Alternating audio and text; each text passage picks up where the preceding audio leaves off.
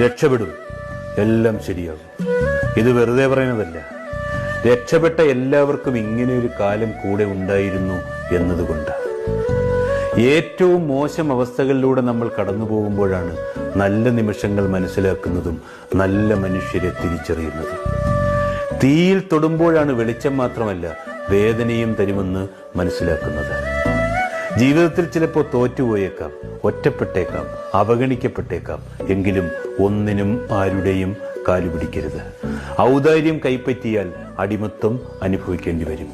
ഓരോ സങ്കടങ്ങളും നമുക്ക് സമ്മാനിക്കുന്നത് വേദനകൾ മാത്രമല്ല, മുന്നോട്ട് ജീവിക്കാനുള്ള തിരിച്ചറിവുകൾ കൂടിയാണ്.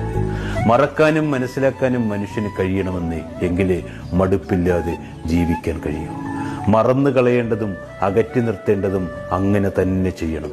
എങ്കിലേ മനസ്സമാധാനത്തോടെയും സന്തോഷത്തോടെയും ജീവിക്കാനാവും.